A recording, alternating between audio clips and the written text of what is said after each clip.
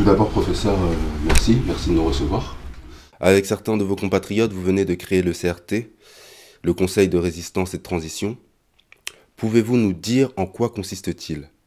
Et quelles sont les raisons qui vous ont poussé à vous engager dans cette voie? Alors, le Conseil de résistance et de transition, c'est une institution centrafricaine nouvelle qui est issue de notre Constitution, de l'article 29 de notre Constitution.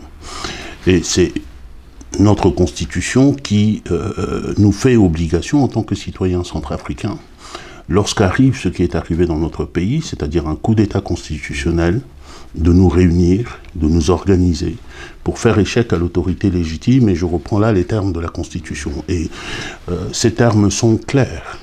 Ils disent, premièrement, que M. Touadéra est illégitime aujourd'hui comme président. Ils disent qu'il doit quitter le pouvoir. Il lui appartient de prendre ses responsabilités, et s'il ne prend pas ses responsabilités, les résistants ont l'obligation de l'aider à le faire. L'affaire Daniel Darlan, qu'est-ce qu'elle représente? Alors, Daniel Darlan est l'ancienne présidente de notre Cour constitutionnelle qui a été déposée, qui a été destituée par M. Touadéra, et destituée en violation de la Constitution, qui dit que les membres de la Cour constitutionnelle sont inamovibles. Mais votre question m'amène à dire ceci, que la décision qui a été prise est un moment fatal pour ce régime. Il signifie très clairement pour nos compatriotes et pour ceux qui nous écoutent aujourd'hui que M. Touadéra a décidé de n'en faire qu'à sa tête. Il n'y a que sa volonté qui importe. Des citoyens se lèvent aujourd'hui pour rappeler au président le respect de la Constitution. Ils sont traités en criminels. La Constitution dit autre chose que ce que veut entendre Touadéra, c'est-à-dire par exemple qu'il n'a que 2 mandats et qu'après 2 mandats il doit se retirer. Qu'est-ce qu'il fait? Il décide de changer la Constitution.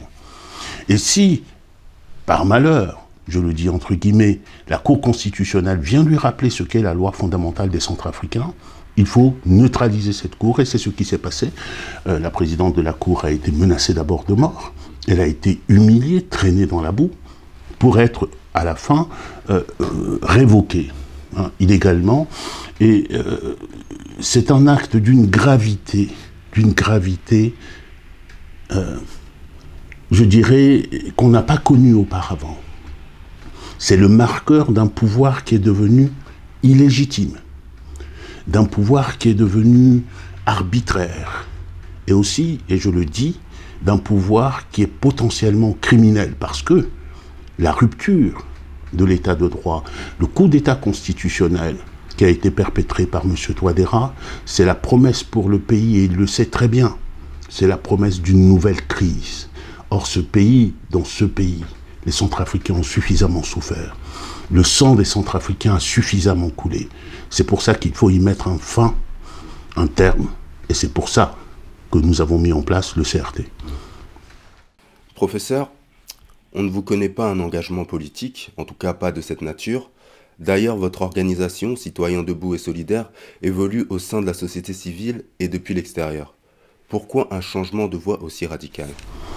Alors, vous avez raison de rappeler que je ne suis membre d'aucun parti politique, c'est vrai. Je n'ai jamais milité dans aucun des partis politiques, c'est par choix. Il se trouve que, avec un certain nombre de compatriotes, nous avons mis en place une organisation citoyenne qui s'appelle Citoyens Debout et Solidaires. Et Citoyens Debout et Solidaires, je le rappelle ici, est une organisation qui a été déclarée en France, mais qui est reconnue en République centrafricaine. Donc c'est une organisation aussi centrafricaine aujourd'hui. Et vous dites que vous posez la question de savoir pourquoi on se serait radicalisé, mais je vous réponds que nous ne nous sommes pas radicalisés. Citoyens Debout et Solidaires n'a pas varié d'un iota. Notre objectif à Citoyens Debout et Solidaires, c'est de défendre les intérêts de la population centrafricaine et de le défendre dans le respect, en utilisant les moyens que nous donne la Constitution, les lois et les règlements de Centrafrique. C'est dans cette mesure-là, et en tout cas c'est de cette manière-là que nous avons régulièrement interpellé les pouvoirs publics en République centrafricaine pour la protection de la population centrafricaine, pour une meilleure gouvernance, De la même manière, c'est sur la même base que nous avons participé à différentes plateformes qui visaient justement à défendre les intérêts du peuple centrafricain et à défendre la Constitution. Hier, c'était Ezingo Biani. Et plus près de nous, il y a le G16 qui a porté un certain nombre de recours. Et aujourd'hui, lorsque nous évoquons le CRT, ce n'est pas autre chose, je vous l'ai dit tout à l'heure, que l'application de notre Constitution, c'est-à-dire les articles 28 et 29. Et Citoyens Debout et Solidaires participent avec d'autres organisations. Et moi, en tant que président de Citoyens Debout et Solidaires, je suis un citoyen parmi d'autres qui est aujourd'hui résistant et qui doit s'organiser avec ses compatriotes pour mettre fin à l'innommable qui est arrivé dans notre pays. Le CRT défie ouvertement les autorités centrafricaines, qualifiant notamment Faustin Touadéra de président illégitime. Vous prétendez donc contribuer à son départ et à l'instauration d'une nouvelle gouvernance. Comment comptez-vous atteindre cet objectif ambitieux? En avez-vous d'autres? Disposez-vous véritablement des moyens pour y parvenir? Alors, le CRT ne défie personne. Le CRT constate. Et il constate une situation en République centrafricaine où l'état de droit et la démocratie ont été liquidés. Et le CRT le constate avec les yeux de la Constitution, comme je l'ai rappelé tout à l'heure, et après l'avoir constaté, il réagit. Et nous réagissons en tant que citoyens selon ce que prescrit cette Constitution. Aujourd'hui, M. Touadéra est illégitime, ce n'est pas le CRT qui le dit, c'est la Constitution.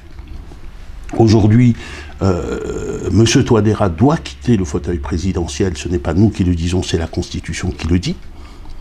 Et le CRT, aujourd'hui, a pour mission, s'est donné pour mission de mutualiser les forces pour pouvoir mettre fin à cette situation-là dans notre pays, pour atteindre cet objectif, et nous sommes déterminés à le faire. Quant à savoir, et c'est l'autre partie de votre question, si nous avons d'autres objectifs, je vous répondrai tout net que le CRT n'a pas d'autre agenda. Il n'a pas d'autre agenda, mais en même temps, je voudrais que ceux qui nous écoutent comprennent que ce que nous défendons, ce n'est pas seulement un texte. Ce que nous défendons, c'est la dignité des Centrafricains, qui doivent être écoutés et dont les aspirations doivent être respectées sur leur propre territoire.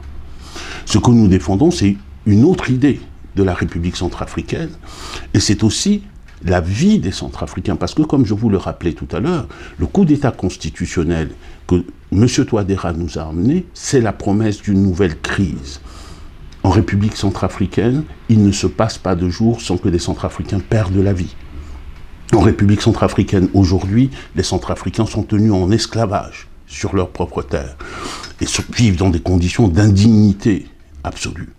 Et donc tout cela ne peut pas durer, et la défense de la Constitution, c'est la défense de la vie, de l'avenir des Centrafricains, et c'est la défense d'une certaine idée d'une Centrafrique qui doit contribuer aussi au bien-être dans la sous-région et en Afrique d'une manière générale. Si nous comprenons bien, vous êtes le président du CRT. Pouvez-vous nous dire quels en sont les autres membres et quelles sont leurs différentes responsabilités au sein de ce conseil? Ce que je peux vous dire aujourd'hui, c'est que le CRT est organisé et qu'il est bien organisé. Toutes les fonctions qui sont nécessaires à la résistance et toutes les fonctions qui sont nécessaires pour préparer la République centrafricaine de demain, nous les avons pensées et ces fonctions sont opérationnelles dans le cadre du CRT. Quant à savoir quelles sont les personnes qui occupent ces fonctions et quelles seront nos actions, souffrez que je ne puisse pas vous le dire aujourd'hui, parce que le combat dans lequel nous nous sommes engagés, nous avons conscience que c'est notre vie que nous mettons sur le plateau et la vie aussi de nos proches. Et donc le secret et la confidentialité s'imposent à nous, comme des lois vitales. Je ne peux pas répondre à cette partie-là de votre question, mais c'est la loi de la résistance. Mais demain, nos compatriotes sauront qui est avec nous et qui mène cette lutte pour la libération de notre pays. L'après Touadéra, parlons-en. Comment le concevez-vous? Quelles seraient selon vous les priorités de la transition que vous souhaitez instaurer? Je rappelle qu'il y a en place un président réélu, il n'y a pas si longtemps, et dont le mandat court actuellement.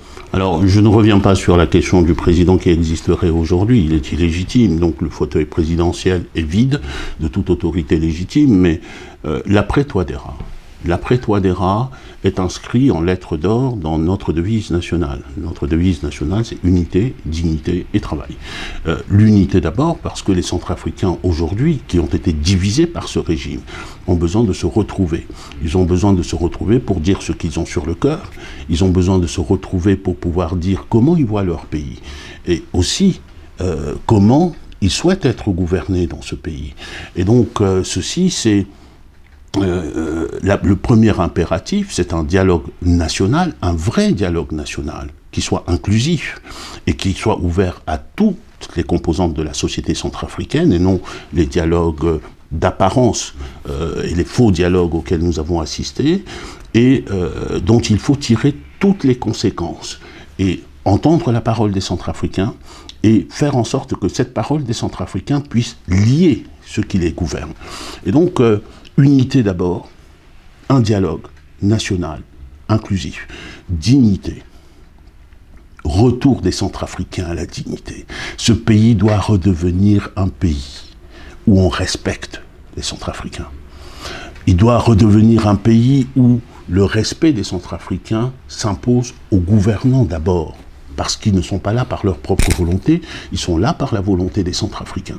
Et la dignité, c'est aussi penser au sort de nos propres compatriotes qui vivent aujourd'hui dans des conditions indignes à l'intérieur du territoire comme étant des personnes déplacées ou qui vivent à l'étranger comme étant réfugiés de leur propre territoire. Ils ont subi les violences, ils ont craint pour leur vie, ils ont perdu tout. Il faut les mettre en condition de revenir avec nous sur le territoire national pour le rebâtir. Et je voudrais dire que la dignité, ce que nous entendons par dignité des Centrafricains, c'est aussi la justice. La justice et la justice pour tous les Centrafricains. Et notre crise d'aujourd'hui est une crise due à l'absence de justice. Quand vous pensez qu'à la tête de la justice centrafricaine, il y a aujourd'hui un chef d'un groupe armé, quand vous pensez que lorsque la justice que nous avons mis en place dans notre pays, à travers la Cour pénale spéciale, va rechercher un criminel présumé, et que celui-ci est libéré par la garde prétorienne du président de la République, nous avons besoin de tourner la page, tourner cette page-là, que chaque Centrafricain, quel qu'il soit, lorsqu'il a raison, voit cette raison reconnue par la justice, et non seulement les plus forts, les plus rusés. Et donc, nous avons à ramener la dignité dans notre patrie, et nous avons aussi à ramener le travail. Le travail. Le travail, c'est grâce au travail que nous sommes dignes. C'est grâce au travail que nous pouvons développer notre pays. C'est grâce au travail que nous pouvons reconstruire. Et la transition aura précisément pour tâche d'ouvrir ces chantiers de la reconstruction. Ça commence par la reconstruction de l'État, mais tous les aspects dans notre pays ont besoin d'être rebâtis des liens qu'il y a entre nous, Centrafricains, au travail de notre terre, jusqu'aux initiatives. Il faut libérer les initiatives. Sur notre territoire, unité, dignité, travail, ce sont nos urgences, et ces urgences sont inscrites au fronton de notre République depuis le départ. Abréger le mandat en cours de Faustin Touadéra et instaurer une transition. C'est cela que vous proposez aux Centrafricains.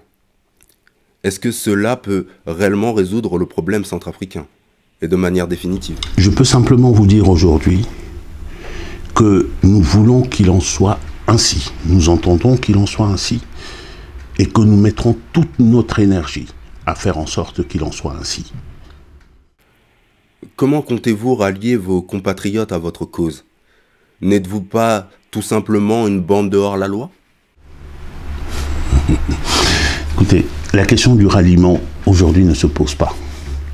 Vous seriez étonné de savoir combien de compatriotes ont rallié la cause du CRT et combien de compatriotes nous ont dit qu'ils sont désormais résistants, que ce soit à l'intérieur du territoire national ou à l'extérieur du territoire national.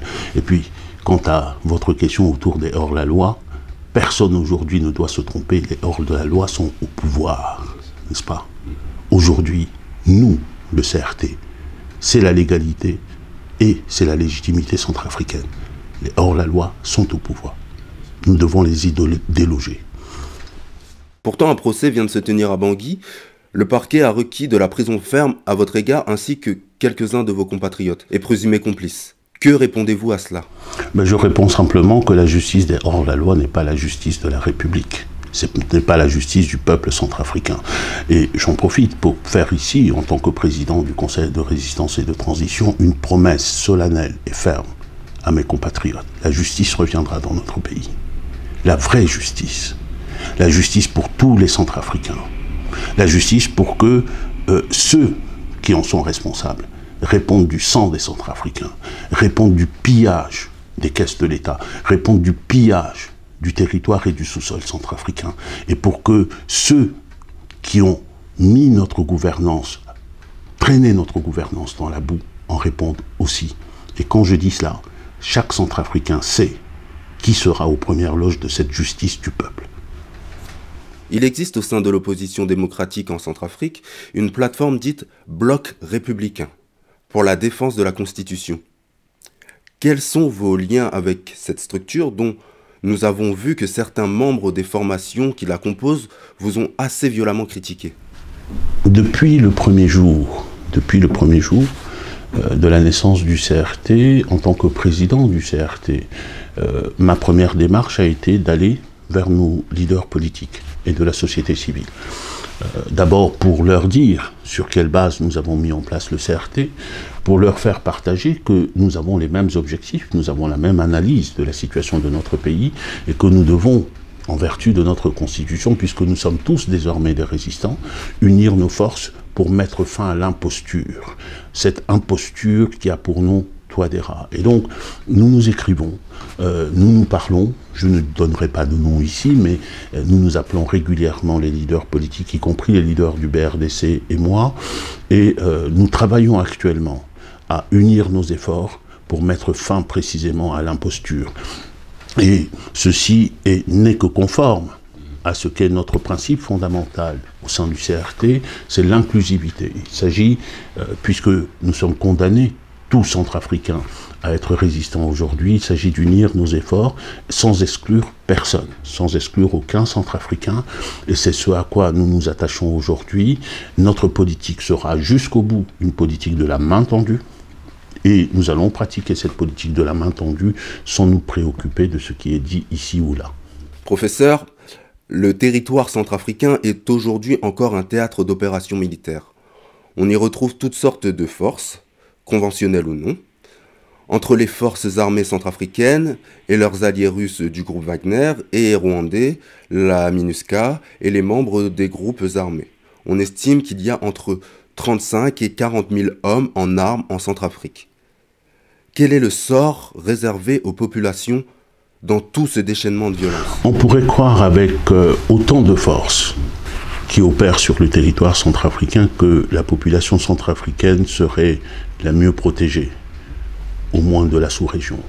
Mais c'est tout le contraire qui se passe, c'est tout le contraire. Parce que les Centrafricains vivent un enfer sur Terre. Et ils vivent un enfer surtout dans nos provinces. Ce sont des viols, tous les jours, des viols, des exécutions sommaires, des pillages, le retour au temps ancien de l'esclavage, où on est obligé de donner sa force de travail sinon on a une balle dans la tête. C'est ça la réalité des Centrafricains. Et cette réalité, les Centrafricains la vivent dans un contexte d'indifférence générale aujourd'hui. Et nous ne pouvons pas rester inertes par rapport à une situation, face à une telle situation. Nous ne pouvons pas rester inertes face à une telle situation. Le pays est mis en coupe réglée par les groupes armés, par les mercenaires. C'est un véritable système de gang et de prédation que M. Touadéra a mis en place en République centrafricaine. Et aujourd'hui, malheureusement, cela n'émeut plus grand monde. Mais le CRT est là pour rappeler au monde ce que vit le drame, l'enfer que vit le peuple centrafricain. Et il est là aussi et surtout pour y mettre fin. La population centrafricaine semble de plus en plus hostile aux troupes étrangères. notamment la MINUSCA. Qu'en pensez-vous? Comment évaluez-vous sa présence en Centrafrique? N'importe quel observateur vous dira aujourd'hui que la MINUSCA est loin d'avoir atteint ces deux objectifs. Ces deux objectifs, c'était lesquels? C'était la protection de la population civile centrafricaine, y compris par le recours à la force, en ayant recours à la force. Et c'était aussi promouvoir, favoriser, soutenir des solutions politiques de sortie de crise. Sur les deux terrains, aujourd'hui, on ne peut pas dire que la MINUSCA a réussi. Et j'entends bien, je pense que les responsables de la MINUSCA nous rétorqueront que la responsabilité ici est partagée et que les autorités de la République centrafricaine, jusqu'à aujourd'hui, ne leur ont pas permis de jouer efficacement leur rôle. Mais c'est un argument que nous entendons, mais nous disons en même temps que c'est un argument qui disparaîtra. Avec la transition, à ce moment-là, il nous faudra faire une évaluation rigoureuse de l'utilité de la MINUSCA dans notre pays en rapport avec les deux missions que j'ai déjà évoquées. Et à partir du moment où nous aurons fait l'évaluation, il faudra prendre les dispositions nécessaires. Le Parlement européen, après vote, qualifie, je cite, la Russie d'État sponsor du terrorisme. Il exige que le groupe Wagner, évoluant en Centrafrique, soit inclus sur la liste des organisations terroristes de l'Union européenne. Comment l'appréhendez-vous, à la lumière des relations privilégiées entre votre pays et la Russie?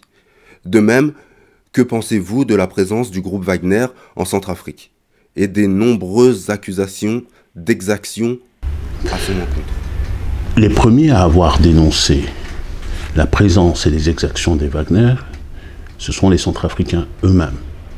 Je me souviens d'une manifestation à laquelle j'ai participé aussi, comme d'autres compatriotes, à l'appel des 12 apôtres, une organisation centrafricaine, devant l'ambassade de Russie à Paris, pour dénoncer la présence des Wagner et pour dénoncer les exactions sur les populations civiles, en particulier dans l'arrière-pays.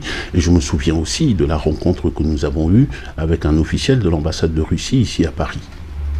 Donc, les Centrafricains vivent cela dans leur chair et ils n'ont pas attendu que les institutions européennes en parlent.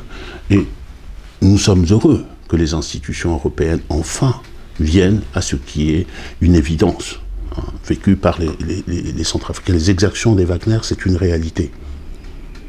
Et ceci depuis longtemps déjà. Là aussi, le CRT a pour devoir de poursuivre et de continuer dans une ligne et dans une position qui est celle des Centrafricains. Il faut que ces exactions cessent. Professeur, que répondez-vous à ceux qui vous accusent de complicité avec la CPC? Et quels sont aujourd'hui vos rapports avec François Bozizé? Ce que je leur réponds est très simple. C'est qu'en rapport avec le président Bozizé, nous entretenons les rapports les plus étroits et les plus assumés avec le parti dont il est le fondateur, le KNK, qui est un parti de l'opposition démocratique centrafricaine. Ni plus, ni moins. Que pensez-vous des coups de force comme réponse aux crises démocratiques? Quelles solutions proposez-vous en tant que président du CRT pour tourner définitivement la page des coups d'État en Centrafrique, tant militaires que constitutionnels? Alors vous avez raison d'abord de mettre en rapport les coups de force avec ce que vous appelez pudiquement les crises démocratiques, qui ne sont en réalité que des opérations de liquidation de la démocratie et de l'état de droit par des personnes et des autorités qui sont censées les incarner. Sur ce point, je peux vous dire que l'exemple centrafricain est très parlant. Il montre très bien que ce sont de telles autorités qui donnent légitimité aux coups de force. Parce que, par exemple, aujourd'hui en République centrafricaine, comment voulez-vous qu'on continue à appeler les groupes armés des rebelles, puisque la rébellion, c'est se lever en armes contre un pouvoir légitime? Le président Touadéra, en construisant son illégitimité, vient de faire le plus beau cadeau de légitimité qui soit au groupe armé aujourd'hui. C'est donc ce pouvoir prétendument démocratique qui a construit le lit dans lequel nous sommes aujourd'hui, qui construit la réaction potentiellement armée. Le CRT n'est pas un groupe armé. Le CRT n'est pas une rébellion. Mais pour répondre à votre question, pour tourner définitivement la page des coups d'État, Nous avons aujourd'hui une constitution qui interdit la prise du pouvoir par la force. Mais les textes ne suffisent pas. Le meilleur rempart contre les coups d'État, ce sont les citoyens, et c'est le peuple. Or, un peuple bâillonné, un peuple martyrisé, un peuple violenté, un peuple affamé, sera toujours prêt pour applaudir n'importe quel putsch, n'importe quel coup de force. Notre devoir à nous, pour construire la République centrafricaine de demain, c'est de ramener la démocratie, et la vraie démocratie, où il y a la liberté d'expression, la liberté de prendre la parole, la liberté de critiquer son propre gouvernement, la liberté également de lui dire qu'on le remercie lorsqu'il fait du bien à la population, lorsqu'il entreprend les bonnes politiques. Mais notre devoir, c'est de ramener la démocratie, parce que le meilleur rempart contre les coups de force, c'est les citoyens et c'est le peuple. Professeur, le CRT serait-il prêt à dialoguer avec le régime de Bangui pour trouver une solution à la crise politique et institutionnelle née de cette affaire de référendum? Le fait est là depuis 7 ans. M. Touadéra a eu toutes les opportunités de dialoguer avec ses compatriotes et de dialoguer avec les forces démocratiques dans ce pays. On ne compte plus les appels au dialogue. M. Touadéra a toujours fait la sourde oreille. Au dialogue, il a préféré le passage en force.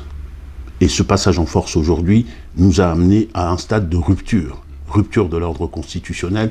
M. Touadéra n'est plus légitime en tant que président. À quel titre il viendra à un dialogue avec le Conseil de résistance et de transition? Je vous pose la question. Que répondez-vous au soutien de Faustin Touadéra qui vous accuse d'être soutenu et organisé par la France, qui est en perte de vitesse en Afrique en général et en Centrafrique en particulier? C'est un argument que malheureusement nous ne connaissons que trop. Ceux qui soutiennent cela préfèrent le faire pour pouvoir esquiver, il faut qu'ils le fassent pour pouvoir esquiver de regarder la réalité en face. La réalité, c'est un pouvoir qui a construit sa propre illégitimité. Ils préfèrent ce type d'argument aussi pour masquer leur responsabilité dans le chaos que vit notre pays aujourd'hui.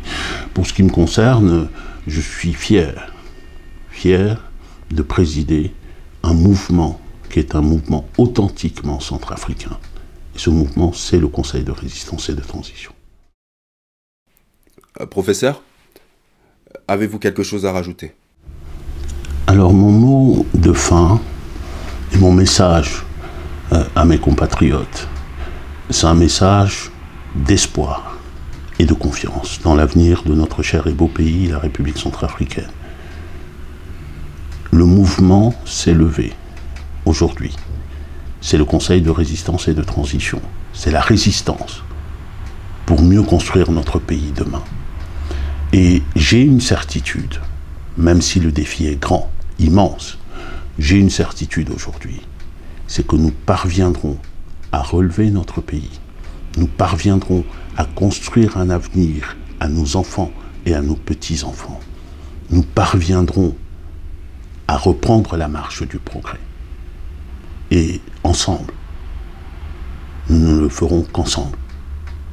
Et pour les autres, je leur dis simplement que nous le ferons plus vite qu'ils ne croient. Merci, professeur. C'est moi qui vous remercie.